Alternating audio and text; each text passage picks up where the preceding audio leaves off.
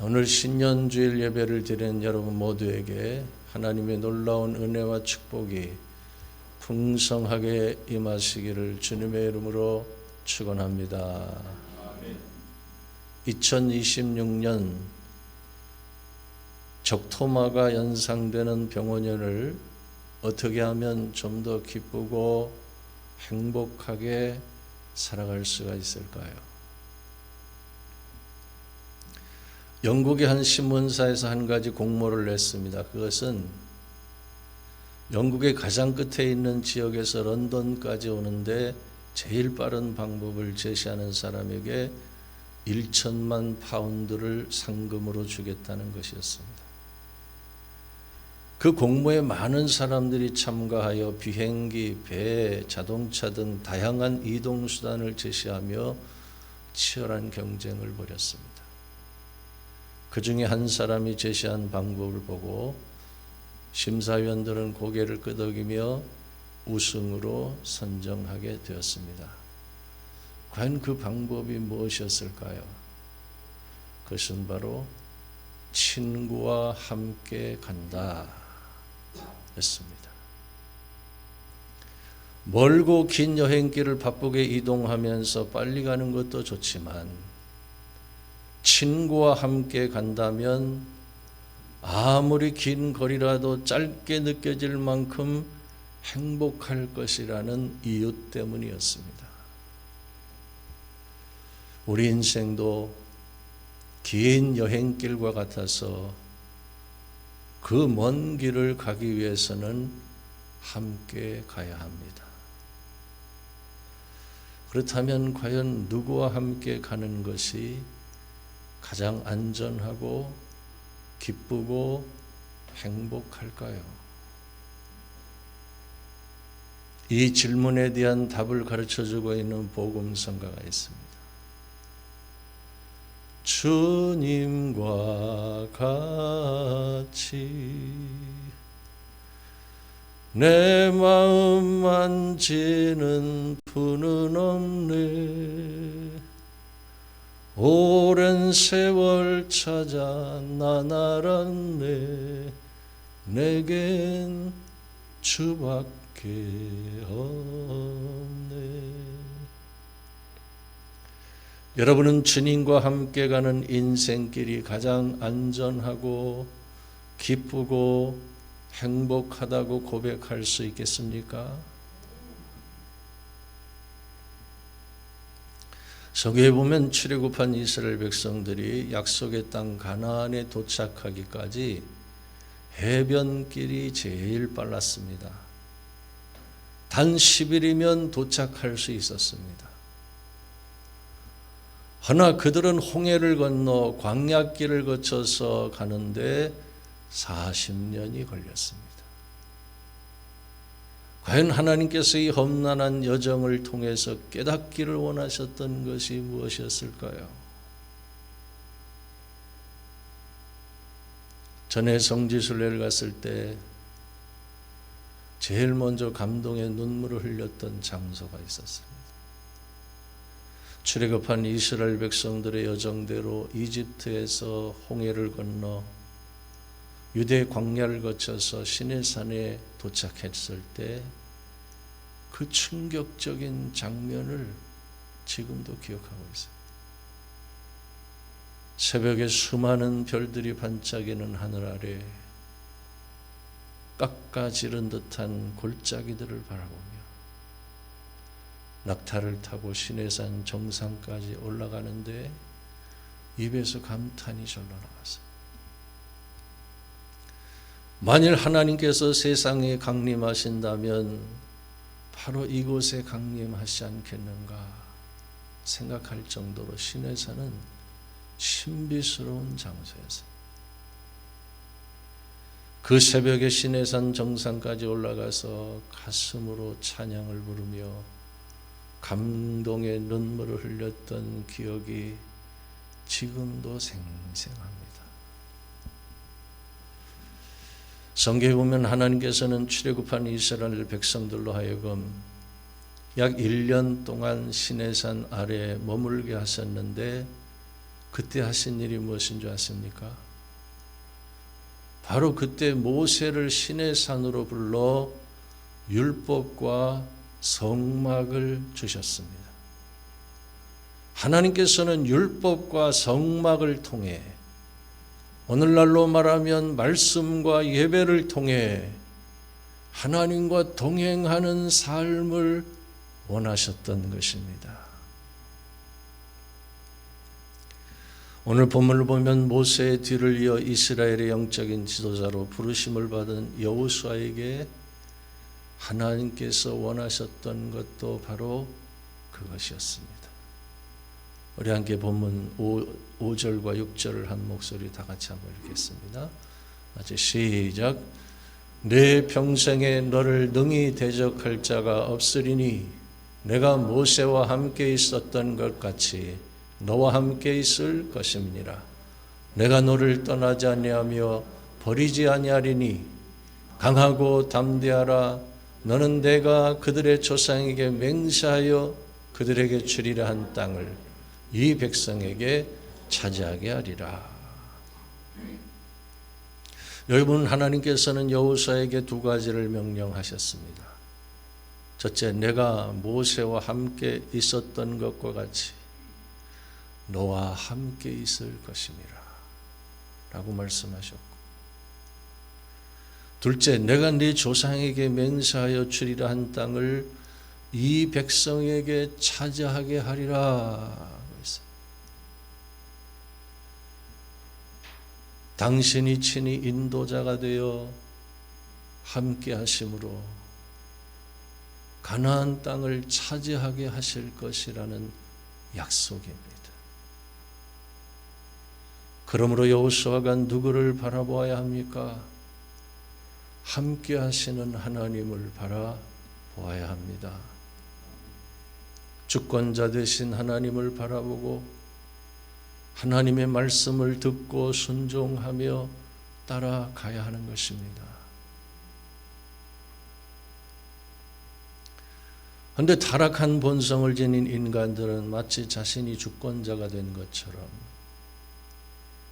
무슨 일이든지 자기 뜻대로, 자기 욕망대로 조급하게 살려 하다가 낭패를 당합니다. 성경의 인물 가운데 야곱이 그런 삶을 살았습니다. 그는 팥죽 한 그릇으로 형 에서에게서 장자의 명분을 빼앗았고,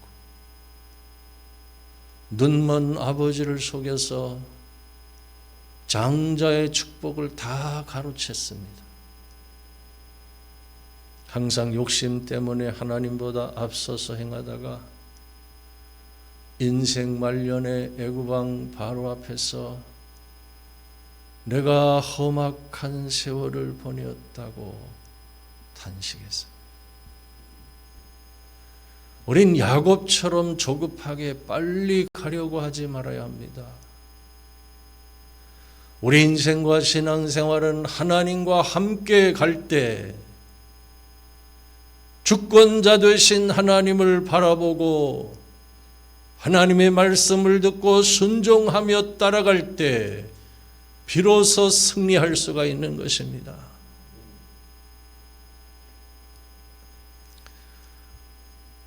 이런 실화가 있습니다. 홍콩 재벌 라카싱의 차를 30년간 몰았던 운전기사가 은퇴를 했습니다. 그동안 수고했다며 200만 위안, 한화로 3억 6천만 원을 주겠다고 했는데 그것을 거절했습니다. 과연 그 이유가 무엇일까요? 그는 말하기를 30년간 회장님 차를 운전하면서 전화 내용을 다 들었습니다. 어디에 땅을 구입하고 어떤 주식을 살지 다 듣고 조금씩 따라했더니 나도 어느새 부자가 되어 재산이 2천만 위안이 되었습니다. 라고 말하며 거절했습니다. 이 말은 돈을 많이 벌자는 이야기가 아닙니다. 이것은 동행이 얼마나 중요한가를 깨닫게 하는 이야기입니다. 연약한 우리가 전지전능하신 하나님 아버지와 함께 살아갈 때 진정한 복을 누리며 살 수가 있는 것입니다.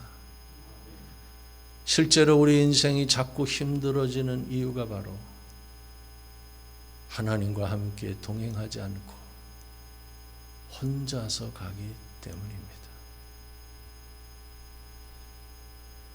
사랑하는 성도 여러분, 성경에서 하나님을 가장 크게 기쁘시게 했던 사람이 있다면 과연 그것이 누구일까요? 그것은 바로 300년 동안 하나님과 함께 동행했던 에녹입니다. 하나님께서 그를 얼마나 기뻐하셨던지 그는 죽음을 보지 않고 옮겨졌습니다. 그는 옮겨지기 전에 하나님을 기쁘시게 하는 자라는 증거를 받았다고 했습니다. 창세기 5장 24절에 보면 에녹이 하나님과 동행하더니 하나님이 그를 데려가심으로 세상에 있지 아니하니라 했습니다. 이처럼 하나님과 동행하는 삶이 하나님을 기쁘시게 하는 것입니다. 오늘 이 설교를 듣는 여러분 모두가 2026년 새해에는 세상의 그 무엇보다 하나님과 동행하는 삶을 최우선으로 하며 살아가는 성도들이 되실 수 있기를 주님의 이름으로 축원합니다. 두 번째, 발바닥으로 밟는 땅을 다 주었다고 말씀합니다. 우리 함께 본문 3절을 또 한 목소리로 다 같이 한번 읽겠습니다. 아주 시작. 내가 모세와 말한 바와 같이 너희 발바닥으로 밟는 것은 모두 내가 너희에게 주노니. 여러분, 오늘을 사랑하는 현대 크리스찬들에게 가장 큰 문제점이 있다면 그것이 무엇이라고 생각하십니까? 그것은 바로 손발은 작고 머리만 지나치게 큰 것입니다. 지식은 충만한데 순종하는 삶이 너무나 취약한 것입니다. 과연 이 말에 동의하지 않는 사람이 있을까요? 그러나 하나님께서는 머리로만 알지 말고 너희 발바닥으로 직접 밟으라고 말씀하셨습니다. 너희 발바닥으로 밟는 것은 모두 내가 너희에게 주었다고 말씀하고 있어요. 그렇습니다. 내 발바닥으로 밟아야 합니다. 머리로만 아는 것은 허상입니다. 직접 발바닥으로 밟아야만 너희 땅이 된다고 강조합니다. 본래 믿음은 히브리어로 에무나인데 버팀 또는 견딤 이란 뜻이 있습니다. 어떤 상황에서든지 버티고 견디며 계속할 수 있는 것이 믿음입니다. 어떤 상황에서든지 버티고 견디며 포기하지 않는 것이 믿음입니다.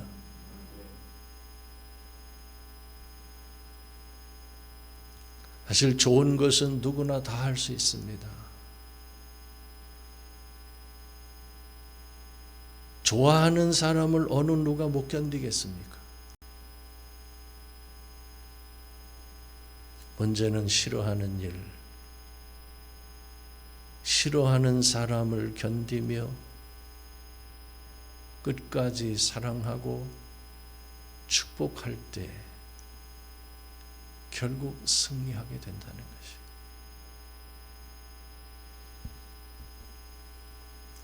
그런 의미에서 능력이란 싫은 것을 계속할 수 있는 힘이라고 할 수 있습니다.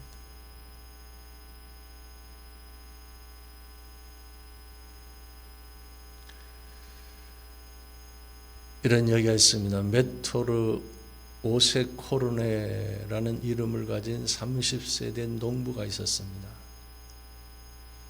어느 날 시장 거리를 걷다가 바닥에 끈이 떨어져 있는 것을 발견하고 몸을 굽히려 그것을 주워서 자기 주머니 속에 집어넣었어요.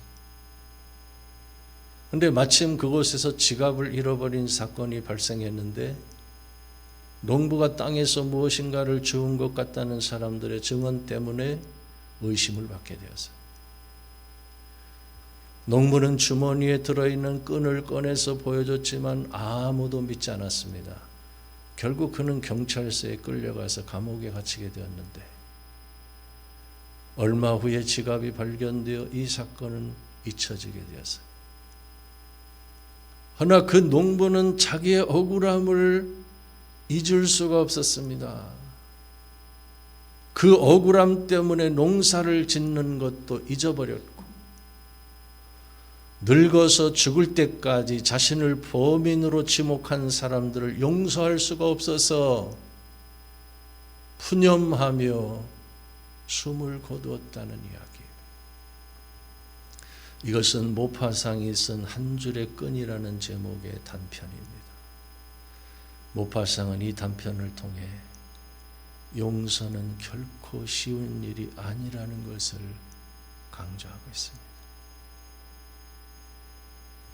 실제로 용서는 결코 쉽게 할 수 없는 우리 모두의 문제인 것입니다.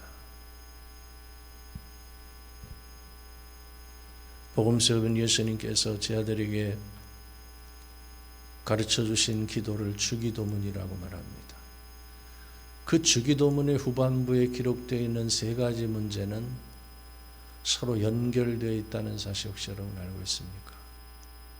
첫째, 우리가 우리에게 죄 지은 자를 용서하지 않으면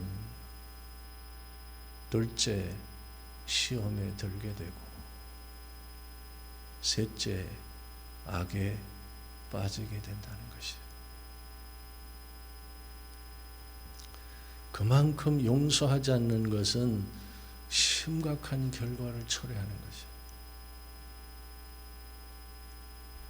그러므로 하나님의 말씀을 하나님의 말씀으로 믿는 성도들은 이 용서의 문제를 놓고 심각하게 기도하지 않을 수 없는 것입니다.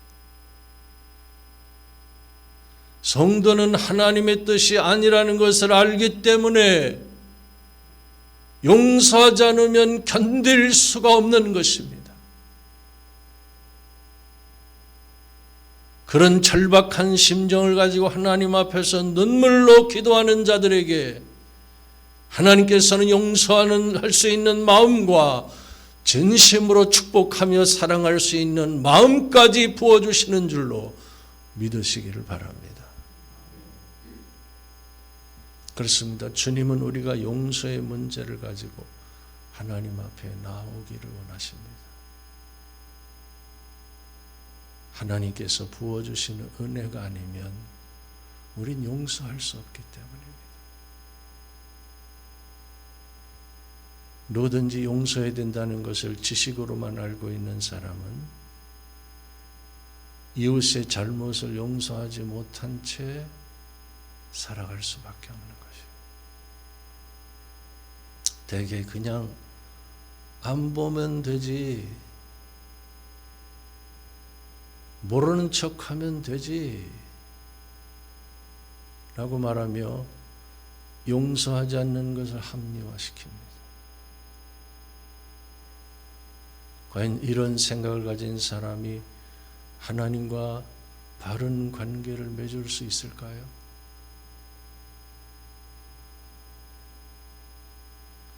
누구든지 이웃의 잘못을 용서하지 않고 이웃과 마음의 벽을 쌓고도 아무렇지도 않게 살아간다면 그는 결코 하나님과 바른 관계 속에서 살아갈 수 없는 것입니다. 우리가 먼저 용서함으로 하나님과의 관계에 벽이 없어야만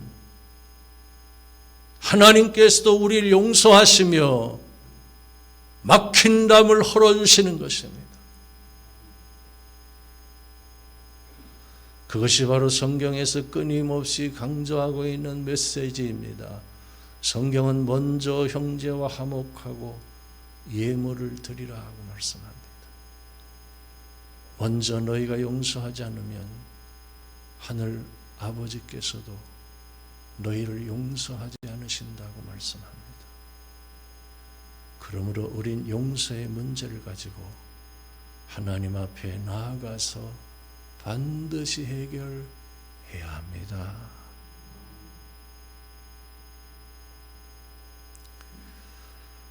끝으로 하나님께서 여호수아에게 명령하신 말씀이 있습니다. 본문 8절에 보면 이 율법책을 내 입에서 떠나지 말게 하며 주야로 그것을 묵상하여 그 안에 기록된 대로 다 지켜 행하라. 그리하면 내 길이 평탄하게 될 것이며 내가 형통하리라 하고 했습니다. 이 말씀은 물고기 한 마리를 준 것이 아니라 물고기 잡는 법을 가르쳐 주신 것입니다. 이때 여호수아는 두려운 마음을 갖지 않을 수가 없었습니다. 그는 가장 위대한 사람 모세의 뒤를 이어 영적인 지도자가 되었기 때문입니다.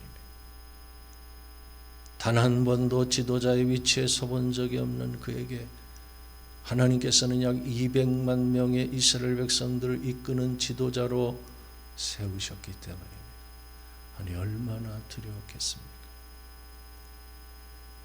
그 많은 백성들을 이끌고 약속의 땅 가나안을 차지하기 위해서는 수많은 전쟁을 치러야만 했습니다. 죽고 죽이는 싸움을 해야만 했습니다. 그런데 하나님께서는 새로운 군대를 늘려주신다거나 기발한 전략을 알려주신 것이 아니라 오직 한 가지, 이 율법책을 내 입에서 떠나지 말게 하라는 말씀만 하셨습니다. 이것은 단 한 번의 승리가 아니라 승리하는 법을 가르쳐 주신 것입니다. 그저 순간적으로 어려움을 모면할 수 있는 처방이 아니라 죽는 날까지 언제든지 이길 수 있는 길을 가르쳐 주신 것이라고 할 수 있습니다. 그렇습니다. 성경은 고난을 모면하는 처세술을 가르쳐 주는 책이 아닙니다. 일평생 어떤 상황에 처하든지 생명 다하는 날까지 이기는 길을 가르쳐주는 책입니다. 그러므로 오늘 우리들도 이 율법책이 입에서 떠나지 말게 해야 합니다. 말씀을 주야로 묵상하며 그 안에 기록된 대로 다 지켜 행해야 합니다. 그리하면 내 길이 형통하게 되고 평탄하게 될 것이라고 말씀합니다.